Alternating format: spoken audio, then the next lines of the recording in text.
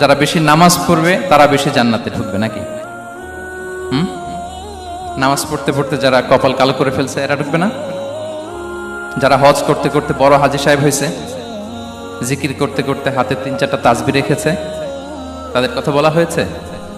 এগুলো নিঃসন্দেহে অনেক বড় আমল, কিন্তু সবচাইতে বেশি জান্নাতে প্রবেশ করাবে যে আমল, বিষ্ণু বললেন, এক হচ্ছে আল্লাহর ভয়, আরেক হচ্ছে সর্বোত্তম আচরণ।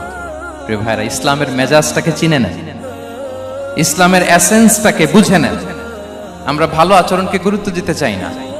অনেক নামাজি লোক দেখবে নামাজ পড়তে পড়তে কপালে কালো দাগ ফেলে দিছে, বাসায় বউয়ের সাথে খারাপ আচরণ করে, খিটখিটে মেজাজের, প্রতিবেশীর সাথে শুধু ঝগড়া, কলিগদের সাথে ঝগড়া, মারামারি, দুঃসম্পর্ক, এরকম আছে না নাই বলেন? আছে না?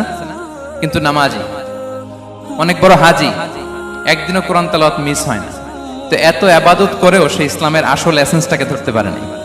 বিষ্ণু বললেন, সবচেয়ে বেশি জান্নাতে প্রবেশ করাবে যে দুটি আমল, একটি হচ্ছে তাকওয়াল্লাহ, আল্লাহর ভয়, আরেকটি হচ্ছে উত্তম আচরণ, সর্বোত্তম আচরণ। তো আমরা যেন উত্তম আচরণের অধিকারী হই, আমার স্ত্রীর সাথে যেন ভালো আচরণ করি, প্রতিবেশীর সাথে যেন ভালো আচরণ করি, ছেলে মেয়েদের সাথে যেন আমাদের অ্যাটিটিউডটা ভালো থাকে, আচরণটা ভালো থাকে, কলিগের সাথে যেন ভালো থাকে। বিশ্বনবীর আচরণ যেমন ছিল তেমন আচরণ যেন আমরা গড়ে তুলতে পারি। আওয়াজ করে পড়ুন আমিন। সুনানে আবু দাউদের এক বর্ণনা, বিষ্ণু ইসলাম বলেন, খুব চমৎকার একটি হাদিস, মনোযোগ দিয়ে শুনুন। তিনি বলেন, আনা যাঈমুন বিবাইতিন ফি রাবাদিল জান্নাতি লিমান তারাকাল মিরাআ ওয়া ইন কানা মুহিক্কান। আমি ওই ব্যক্তিকে জান্নাতের আঙ্গিনায় একটা ঘরের গ্যারান্টি দেই যে ব্যক্তি তর্ক করার সময় নিজে হক এটা জেনেও সে তর্ক থামিয়ে দেয়। অনেক সময় হয় না, অনেকে পায়ে পাড়া দিয়ে ঝগড়া করতে আসে, এরকম আছে না নাই? আপনি চুপচাপ দেখবেন একটা বাজে কমেন্টস করতেছে, আবার কমেন্টের নিচে কমেন্ট, আবার গালি, হ্যাঁ আছে না এরকম? বিষ্ণু বলেন, নিজে হক এটা জানার পরেও আর যাতে তর্ক না বাড়ে, যে তর্ক থামিয়ে দেয় জান্নাতের আঙ্গিনায়, তাকে আমি একটা ঘরের গ্যারান্টি দেই। ওয়াবিবাইতিন ফি ওয়াসাতিল জান্নাতি লিমান তারাকাল কাযিবা ওয়া ইন কানা মাযিহান। আর ওই ব্যক্তিকে আমি জান্নাতের মাঝখানে একটা ঘরের গ্যারান্টি দেই যে ব্যক্তি কৌতুক করার সময়ও মিথ্যা পরিহার করে।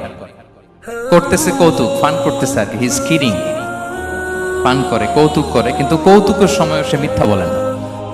এই স্বভাব যাদের, তাদেরকে আমি জান্নাতের মাঝ বরাবর একটা ঘরের গ্যারান্টি দেই।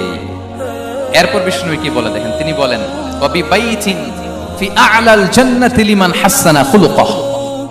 আর জান্নাতের একেবারে হাইস্ট পিক অফ প্যারাডাইস, জান্নাতের সর্বোচ্চ স্তরে আমি একটা ঘর বা একটা বাসভবনের গ্যারান্টি ওই ব্যক্তিকে দেই যে তার আচরণটা সুন্দর করেছে,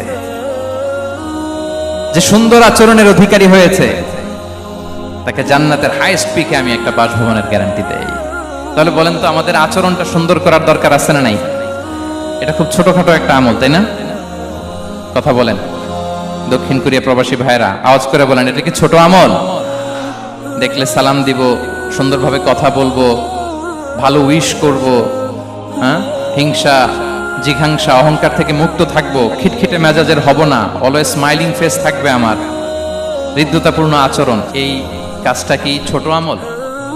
আওয়াজ করে বলেন, এই আমলটা কি ছোট না বড়? প্রিয় ভাইরা, বিষ্ণু ইসলাম সবার সাথে এরকম মাধুর্যতাপূর্ণ আচরণ করতেন, ছোট থেকে বড়, নারী থেকে পুরুষ, বন্ধু থেকে শত্রু, সবার সাথে সুন্দর আচরণ করতেন। এবং তার এই চমৎকার আচরণে মুগ্ধ হয়ে তার অনেক শত্রু মুহূর্তে তার বন্ধুতে পরিণত হয়েছে। বিষ্ণু ইসলামের কাছে যখন কোনো শিশু নিয়ে আসা হতো, তিনি তাহনিক করতেন, হাদিসে এসেছে, সিরায় এসেছে। তাহনিক কি? খেজুর চিবিয়ে খেজুরের মিষ্টি রস লালা সহ বাচ্চার মুখে লাগিয়ে দিতেন। আলেমদের কাছে, অনেক আলেমদের কাছে আসে, আমার কাছে অনেকে এসেছে বাচ্চাদেরকে নিয়ে, তো আমরা এই সুন্নাহর উপর আমল হিসেবে খেজুর চিবিয়ে এর রসটা মুখে ঢুকিয়ে দিয়েছি। বারাকা, বিষ্ণু ইসলামের বারাকা নেওয়ার জন্য আসতো ছোট্ট বাচ্চাদেরকে নিয়ে। মদিনায় যখন সাহাবারা হিজরত করলেন মক্কা থেকে, মুসলিমদের ঘরে সন্তান সন্ততি নাই, বাচ্চা কাচ্চা হয় না। ইহুদিরা টিটকারি করে, এই তো মুসলমানদের সন্তান নাই। সর্বপ্রথম যেই সন্তান হয়েছে তিনি হচ্ছেন আয়েশা রাদিয়াল্লাহু তাআলা আনহার বড় বোন আসমা বিনতে আবু বকরের ঘর উজাড় করে এক সন্তান এসেছে, পুত্র সন্তান, নাম হচ্ছে আব্দুল্লাহ। কি নাম? আব্দুল্লাহ ইবনে জুবাইর। তো আসমা আব্দুল্লাহকে কোলে নিয়ে বিশ্বনবীর কাছে আসলেন। বিশ্বনবী খেজুর চিবিয়ে ওনার লালা মিশ্রিত রস খেজুর সহ মুখে লাগিয়ে দিলেন।